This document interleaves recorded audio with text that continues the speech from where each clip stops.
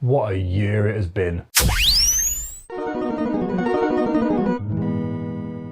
What a year 2025 has been for video games, and there's been a lot of ups and downs this year, but this video I just want to celebrate my top 5 gaming moments from this year. Now, these aren't going to be in any form of order, and just bear in mind that these are my top 5 moments, not yours, so they may be differ, but mine are right. So let's waste no time and let's crack open a cold one and get right into it. Oh shit, here we go again. I didn't get that for Christmas, I've had it for ages, I just wanted a place to put it. So the first thing that I want to talk about is Clair Obscur Expedition 33, because this game came out of nowhere and it took the industry by storm. Now, I've just made a video talking about some of the recent news that came up about it, and if you want to check it out, there's a card linked above for you to go and have a look at that afterwards. But the reason why it makes my top 5 is just because everything about that game is just magical.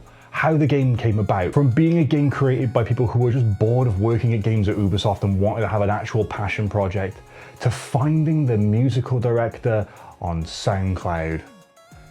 It's just ridiculous. Like, the whole story of how this game came about means that it shouldn't actually exist, but it does, and it is incredible that it does.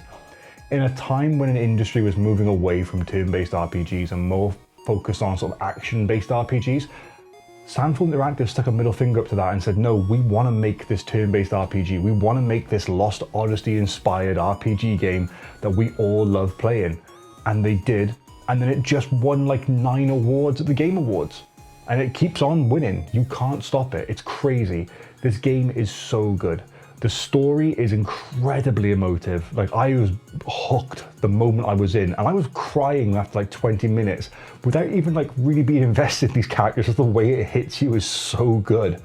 That, or I'm really emotional. A little column A, a little column B, I'm sure. The music, like I said before, was just magnificent. Every single thing about that was just gorgeous. I could listen to that soundtrack on repeat forever and never get tired of it. Gameplay wise, I personally am a fan of turn-based RPGs. Lost Odyssey is one of my favorite games of all time.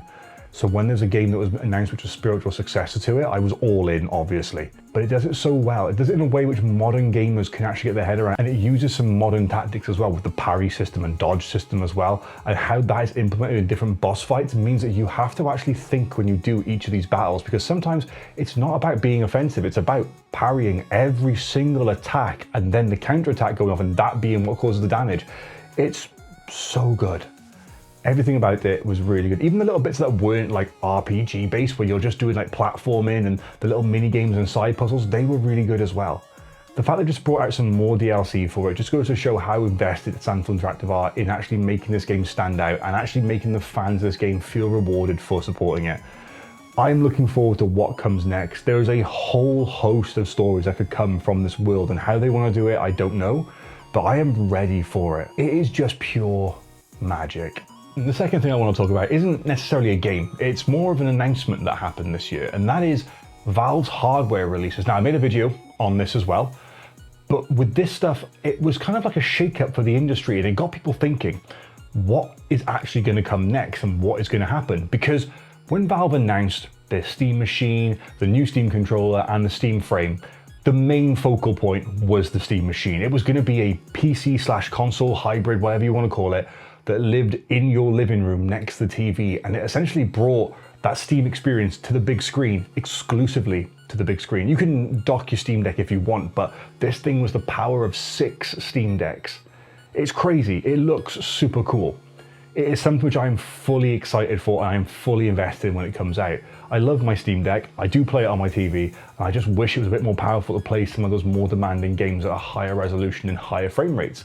And this can do that, and I am really looking forward to what is going to happen. The fact that it's going to be part of the Valve ecosystem as well, so your Steam library is always going to carry over, the controller mapping stuff is all going to be there, like community-made like controllers and all that jazz, as well as all like the games that are available, and the fact that it is a full-blown computer underneath as well. You can install whatever you want on it. They've said it is a computer. You can do what you want with this. Like, that is crazy. The big problem is going to be price, because we don't know what it's going to be. But we do know that gaming is getting more and more expensive, with all these companies now focusing more on making like parts just for AI companies. It's pushing consumer electronics up quite a bit.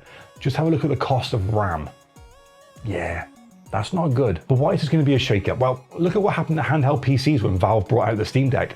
Now, granted, handheld PCs have existed before and they still exist outside of the Valve ecosystem, but you can't deny that without Steam Decks, there wouldn't be as much popularity there. They definitely brought more eyes to that whole sort of genre or hardware niche, you could say. And what is it going to do for other games consoles as well? What are Sony going to do to challenge it? What are Microsoft going to do to challenge it? I don't really think Nintendo care. I think Nintendo's kind of own their own little world. They know they're doing well. They know they haven't really got to worry about anything else. And just as long as they keep on doing what they do, they're going to be fine. But Microsoft is the one which is the big question here, because they've had a rough year. And we're not going to do a top 5 lowest moments of 2025 because I don't want to be all doom and gloom, but Microsoft had one of the worst years possible. They upped the cost of their consoles multiple times, and yeah, it's not been going well for them. But there were rumors that their next console was going to be this console PC hybrid, which allowed you to have Steam and all these other things on it. And then Steam just pulled this out of the bag. So what are they going to do? It raises a lot of questions, but it makes it a very interesting and very excited time because there's that whole unknown. And we haven't had a lot of unknowns for a while with home consoles. It's always just been quite derivative, whatever the word is, derivative of each other. That's the word. Yeah, we'll go with that one. We knew what was coming. It was going to be a bump in specs, bump in hardware. Who cares? Wow, great, amazing. But now with this, what is going to come? Is cloud gaming going to be where they focus on? Who knows? But Valve's hardware looks incredible. The Steam Controller 2 looks amazing. It will always be the Steam Controller 2 because I still own a Steam Controller 1, and that will forever be the OG one for me. And the Steam frame looks class as well. I'm really into this. I just need to know the price. It's been really interesting seeing my friends that are hardcore PC gamers talking about this because it is really nice to see that people's eyes are being opened. And I've got friends that aren't even interested in PC gaming that are now interested in this because of how it looks and how it fits into like your home situation, really. Yeah, it's pretty cool. Now, I said I wasn't going to do a negative video because I'm not going to do one. But there was a game which came out this year and it performed so poorly, it was actually really good. And that's Black Ops 7. Now, I'm not sitting here to praise a game for doing bad. However, I am glad that the industry and the fan base as a whole are waking up to not actually buy in to what Activision are pumping out with these year after year releases with Call of Duty. I'm not some Battlefield 6 shill, okay? I love Battlefield 6 and we'll get onto that later on, obviously, because that is going to be one of my highlights. But with Call of Duty Black Ops 7, it was the first time that we saw a huge departure in the fan base from that game. Lots of people just didn't want to be involved with it. They found it very boring. Personally, and the video that I made with my friend Rich, you can see the link above me wherever that goes, we really hated it. We hated every single second of it. The single player is an absolute travesty. The multiplayer is just boring. And I mean, Warzone is Warzone. You can't really bring that into the Black Ops conversation because it's a separate thing altogether. But even still, like, the integration hasn't been amazing for it. But the fact that Black Ops 7 has done so poorly has made people realize that actually they're going to have to invest a little bit more into this genre now and into this franchise. And that is a good thing. Sometimes you have to take these knocks to come back stronger. As Rocky said, it ain't about how many times you can get knocked down, it's about how many times you can get back up or something to that effect. Call of Duty is going to be fine, but I really hope that they do make this shift and actually start listening to what the fans want and actually start listening to what was working and what wasn't working. Because the single player experience that they did was just absolutely terrible. It was the worst thing that I have ever played in a long time. And I'm hoping it opens their eyes up because I love Call of Duty. And you might be sitting here thinking, but Temp, you've just talked about how these are all meant to be good experiences and this is bad. Like, yeah, this was a bad thing, but only good can come from it is what I'm saying. Because the way I look at it, I love COD, the fish and the games.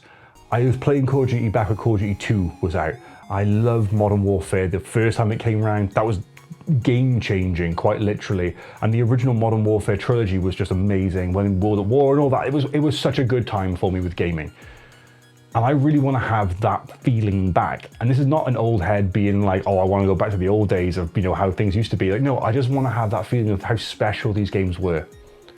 And I really hope that this is the eye-opening experience. And they needed to have this fall from grace. Not everything can always be sunshine and rainbows.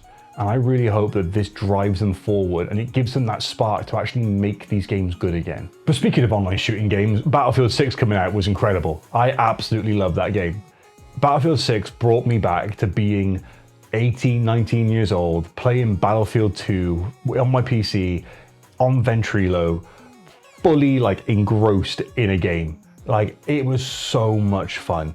And Battlefield 6 just brought me back to that. It was so good, and it is so good. And the game itself looks incredible.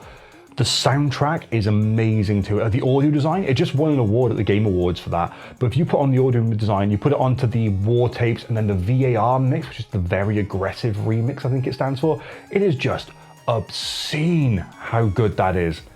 It is such a fun game. The combat feels so tight. They are working with the community to make sure that things are getting upgraded and working like side by side with, you know, top players, and, you know, listening to what fan feedback is, and then not falling for the trap of listening to streamers and making this game another COD. Now, there has been a little bit of controversy come out with some of the stuff which they put into the store, which is one thing which we're not going to talk about because we want to look at the positives here. But it really did challenge Call of Duty as well. And going back to my last topic, it made COD change a few things already. It made them look at removing the skill-based matchmaking or toning it down or changing how it was implemented. And it did so much to make them realize that people don't want to have these stupid skins in the game where you're playing as Roger from American Dad or Nicki Minaj or Snoop Dogg. It made it a more grounded, realistic game. And Battlefield is really good for that. And I enjoy diving in and diving out of that game, playing the Warzone like version of it, or the Battle Royale I should say. It's called RedSec. That's fun, that's really good. But multiplayer is just so good. And I love a game that had me meet a new group of friends that I hadn't played games with before. And we still talk daily, even though they all abandoned me for Ark Raiders. I just haven't forgiven you for that. It's such a good community that I have found from this, and I love it. And I absolutely love being able to chat to those boys and play other games with them. And it wouldn't be possible without Battlefield 6. It's a really good game, and it is a game that made me feel like a child again. And if anything can do that, I am all for it. Plus, it is just incredible. It is such a good game. And the final thing that I want to talk about that happened this year is the Nintendo Switch 2 launch. Now, I'm not a Nintendo YouTuber. I've stated that before, and obviously you can see from the other videos that I've made that I'm not so dedicated to Nintendo, but Nintendo had a huge part in my childhood. I grew up with all the Nintendo consoles through to the GameCube until I hit the age of like 17, and then I got a 360, and they started seeing more stuff then, and then a PS3 when I went to university and all that. So yeah, until then I was fully in on Nintendo, and Nintendo is always going to have a soft spot in my cold dead heart because they remind me of that childlike joy, and they will always be there. And it's why I have such strong opinions on some of the titles that come out, because they mean so much to me. But the Switch 2 releasing was super important, and it was super pivotal this year for Nintendo, because without the Switch 2 launch, I don't think the Switch 1 would have had the power to keep people interested this year, because it was aging bad, really bad. But the Switch 2 comes out, 4K, 120 FPS, great, cool, this is incredible. They're already, you know, pumping up these graphics.